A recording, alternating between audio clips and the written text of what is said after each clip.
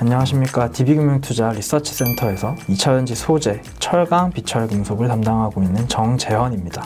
모든 출발은 바닥에서 라는 자료를 말씀드리도록 하겠습니다. 일단 7페이지 먼저 보면서 말씀드리면, 철강 업황 같은 경우는 중국 부양책 기대감에도 불구하고 계속해서 수요 회복이 지연되고 있는 상황입니다. 세계 철강협회라고 하는 WSA에서는 연간 2번 4월과 10월 달에 이제 연간 수요 전망치를 발표를 하는데, 23년 4월 전망치 대비 23년 10월 전망치가 하향되는 등 이제 전반적인 수요 부진이 어느 정도 반영이 되어가고 있는 상황입니다. 다만 그럼에도 긍정적인 부분은 7페이지의 도표 15번 보시면, 미국이나 유럽 같은 선진국 수요가 부진함에도 불구하고 인도, 베트남 그리고 아세안 국가들의 수요 전망치는 오히려 상향이 되었기 때문에 전반적인 수요 분위기 자체는 그래도 최악은 지나고 있다라고 보시는 게 맞을 것 같아요. 하지만 철강 업황 같은 경우가 8페이지의 도표 17번 보시면, 글로벌 철강 수요는 연간 한 18억에서 19억 톤 수준인데 반해서 전체 글로벌 생산 능력은 24억 톤을 상회하는 시장입니다. 그래서 수요가 차지하는 이제 전체 생산 능력 중에서 수요가 차지하는 비중이 약 70% 초중반대에 불과하다라는 거고요. 결국 아무리 수요 성장성이 가파르게 올라온다고 해도 초과 공급에서는 자유롭지 못한 시장이라고 판단하고 있습니다.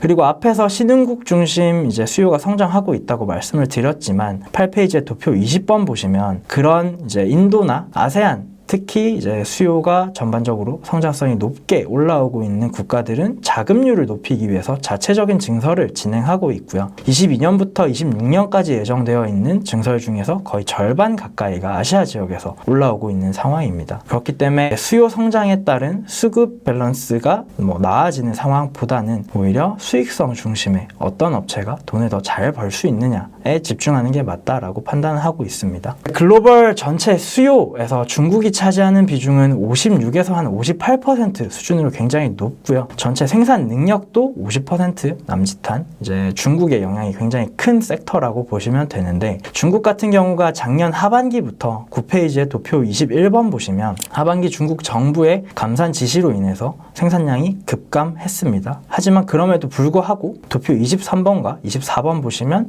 이제 전반적인 철강 업종의 원재료가 되는 철광석 가격과 원료탄 가격은 계속해서 우상향 추세를 시현을 했고요. 올해 1분기 들어서도 강세는 지속되고 있는 상황입니다. 보편적으로 이렇게 원재료 가격이 올라가면 철강 업체들은 이 상승한 원재료 가격을 판가에 좀 전가시키면서 수익성을 유지하는 상황이지만, 도표 28번 보시면 한국 유통 열연 가격과 수입 열연 가격의 격차가 굉장히 가파르게 좁아지고 있는 상황이 나타나고 있습니다. 10페이지의 도표 27번 보시면 한국으로 수입되고 있는 철강 제품의 총량 자체가 23년에만 10% 성장하는 등 수입량이 좀 가파르게 성장하고 있기 때문에 한국 업체들, 즉 포스코, 현대제철 같은 한국 철강 업체들의 가격 결정력이 약해지고 있는 구간이라고 보시면 될 것 같아요. 전반적인 철강 업황이 반등하기 위해서는 중국 내수 경기, 그리고 더 나아가서 중국의 건설 경기가 반등해야 되는 상황이라고 판단을 하는데, 11페이지의 도표 29번, 30번 보시면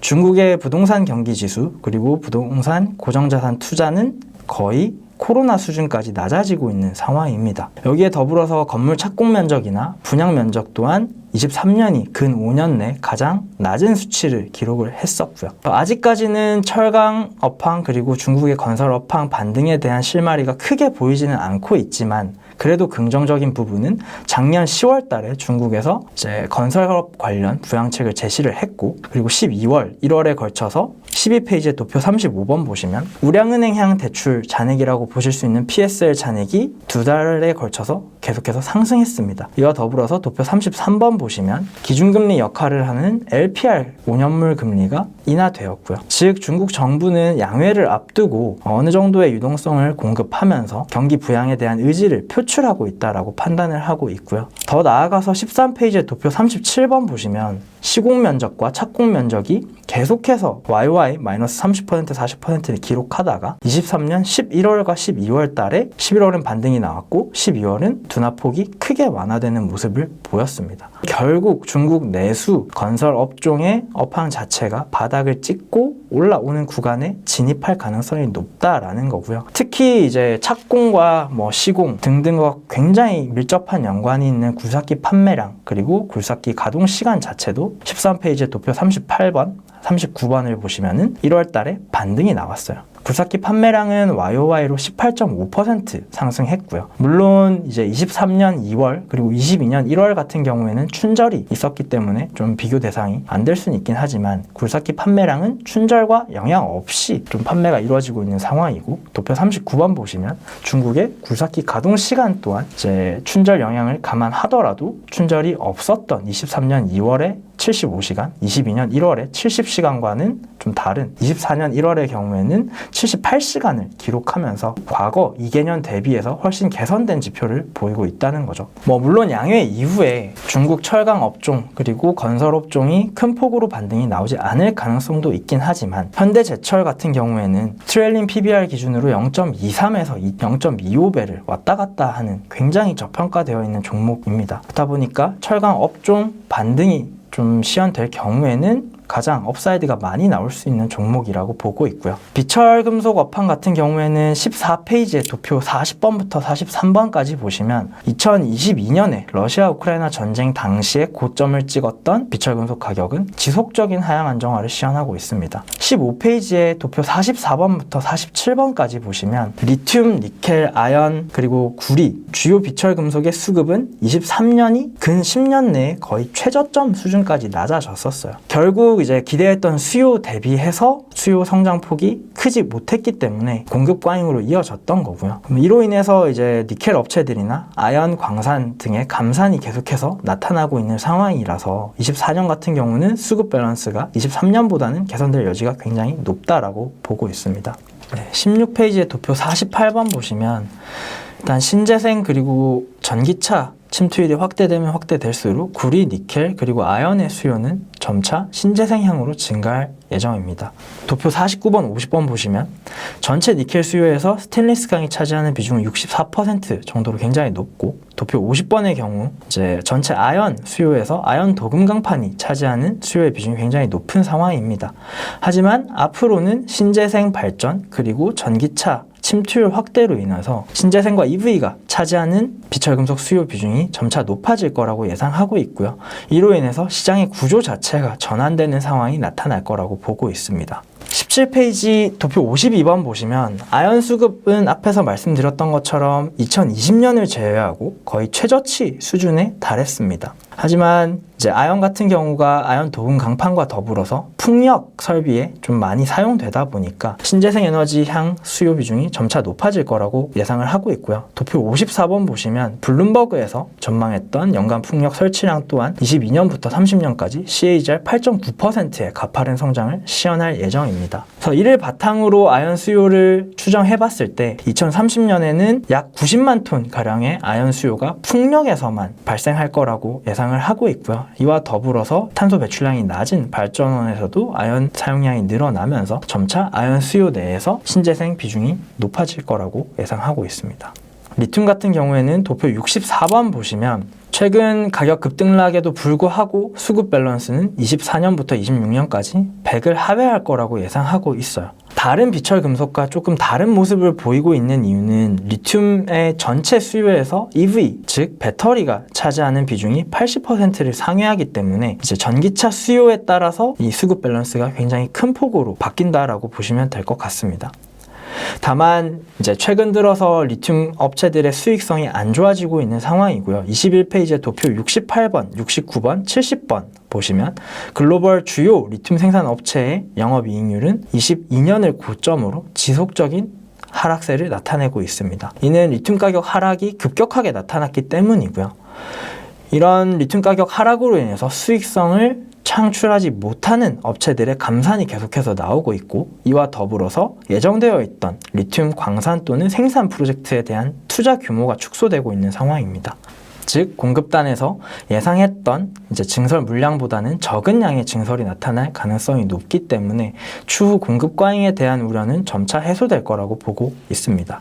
이와 더불어서 비철금속 같은 경우 도표 56번 보시면 구리 같은 경우에도 수급 밸런스가 23년에 거의 최저치 수준까지 내려간 상황을 보실 수 있습니다. 다만 구리 같은 경우는 굉장히 많은 산업에서 사용이 되고 있는데 전기차의 경우에도 도표 57번 보시면 내연기관 대비해서 전기차로 전환할 경우에는 추가적으로 약 31kg의 구리가 한 대당 사용됩니다. 그렇다는 걸 감안하면 결국 EV 수요 상승 그리고 EV 침투율 증가에 따라서 구리 사용량은 더 늘어날 수밖에 없는 상황이고요. 이것과 더불어서 IEA라고 하는 전망기관에서는 전력망용 구리 수요가 2030년에는 도표 58번 보시면 약 700만 톤에 달할 거라고 전망을 했습니다. 구리의 연간 수요가 약 2,500만 톤 정도 남짓이라는 것을 감안을 하면 2030년에는 전력망용 수요가 차지하는 비중이 약 30% 가까이 높아질 수 있는 상황이 오고 있다라는 거고요. 즉 앞으로는 전통적인 구리 수요처보다는 신재생 그리고 EV 향으로 사용량이 늘어나면서 전반적인 비철금속 시황 수요 구조를 전환시켜 나갈 것이라고 보고 있습니다. 19페이지 도표 60번 보시면 니켈 같은 경우는 배터리에 사용되는 비중이 점차 높아지고 있고요. 22년에 약 7%에 불과했던 배터리 및 신재생 비중이 2030년에는 최소 30%를 상회할 거라고 보고 있습니다. 물론 이거는 이제 배터리에 사용되는 NCM이 어떤 종류냐 그리고 신재생이 얼마나 빠르게 늘어나느냐에 따라 달라질 수는 있지만 앞으로는 전체 니켈 수요에서 신재생 및 전기차가 차지하는 비중이 높아질 수밖에 없다라는 거고요. 당사에서 전망한 EV용 그냥 순수 전기차에만 사용될 것이라고 전망되는 니켈 수요는 30년에 약 990만 톤 수준입니다. 이제 니켈 수요가 연간 약 300만 톤을 소폭 상회한다 라는 점을 감안하면 EV 침투율 확대로 인해서 니켈의 전체 수요 비중은 계속해서 높아질 수밖에 없는 구조이고요. 결국 전기차 그리고 신재생으로 인해서 비철금속 시황은 앞으로 변동성이 커질 수밖에 없다라고 보고 있습니다. 전반적인 니켈 수요가 연간 약 300만 톤을 소폭 상회한다라는 점을 고려하면 니켈 수요에서 배터리가 차지하는 비중은 계속해서 높아질 수밖에 없고요. 특히 3원계 배터리의 비중이 시장 예상치보다 높아질 경우에는 전체 수요에서 차지하는 배터리 및 신재생 비중이 더욱더 높아질 수밖에 없는 상황입니다. 전반적인 비철금속 시황은 23년을 저점으로 점차 개선될 가능성이 높다라고 판단하고 있는 상황에서 한국 업체들 중에서 리튬 그리고 니켈에 대한 정제련을 투자하고 있거나 이미 생산에 돌입한 업체들에 대한 밸류에이션 리레이팅을 고려해봐야 되는 상황이라고 판단하고 있습니다. 23페이지 도표 75번, 76번 보시면 리튬 같은 경우에는 전체 처리 및 정제에서 차지하는 중국 비중이 65% 수준으로 높은 상황입니다. 다만 IRA 법안에서는 중국산 리튬 그리고 부품에 대해서 계속해서 규제를 해나갈 예정이고요. 유럽의 CRM의 경우에도 현지 생산을 강조하고 있기 때문에 지금 현재 집중되어 있는 중국의 생산 설비는 추후에 사용하지 못할 가능성이 높고 이로 인해서 비중국 업체들에 대한 프리미엄이 형성될 가능성이 굉장히 높다라고 판단하고 있습니다. IRA 그리고 CRMA 법안을 대응하기 위해서 24페이지의 도표 79번부터 81번 보시면 이전까지는 중국에 집중되어 있던 리튬, 니켈, 그리고 코발트 정연 시설이 리튬 같은 경우에는 아르헨티나와 호주로 그리고 니켈 같은 경우에는 인도네시아로 점점 집중이 되어가고 있는 상황이고요.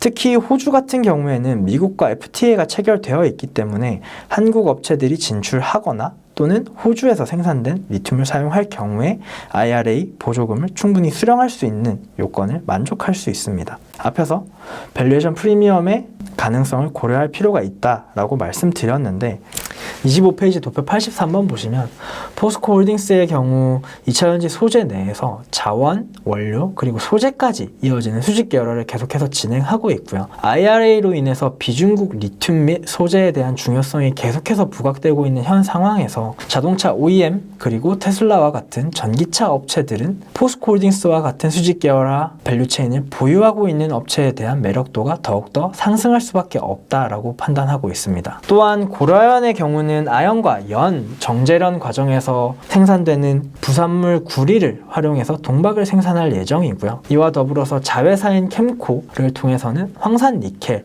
캠코와 LG 화학의 JV를 통해서 전구체까지 생산할 예정입니다. IRA 법안과 CRMA 법안 등 자국 생산과 탈중국에 대한 중요도가 부각되고 있는 현 상황에서 포스코 홀딩스 그리고 고려아연과 같이 최적화된 밸류체인 수직 계열화를 보유하고 있다는 점은 추후 추가적인 밸류에이션 프리미엄 요인으로 작용할 가능성이 높다라고 판단하고 있습니다. 정리해드리면 철강 업황과 비철금속 업황은 2023년 말 24년 초를 기점으로 바닥을 지나고 있는 상황이라고 판단하고 있습니다. 다만 철강 업황의 경우 중국 양해 이후 본격적인 투자가 집행되기 시작하면서 점진적인 개선이 나타날 가능성이 높다라고 판단하고 있고요. 이런 철강 업황 반등이 나타날 경우에는 가장 저평가되어 있는 현대제철이 부각될 가능성이 높다라고 판단하고 있습니다. 5페이지 도표 5번 보시면 현대제철의 경우 12개월 트레일링 PBR 기준으로 0.24배 수준으로 역사적 저평가 수준에 근접해 있는 상황입니다. 현재 철강 업황에 대한 부진은 이미 주가에 반영되어 있다라고 판단하고 있고요. 수요 반등에 대한 기대감을 가져야 되는 시점에서 철강 업황이 반등할 경우에 가장 기대 수익률이 높을 수 있는 종목이라고 판단하고 있습니다. 포스코 홀딩스의 경우는 철강 업황 반등에 대한 기대감, 그리고 리튬 및 니켈 등 배터리 광물에 대한 수직 계열화 추가 프리미엄까지 누릴 수 있을 것이라고 예상하고 있습니다. 제가 준비한 내용은 여기까지고요. 끝까지 들어주셔서 감사합니다.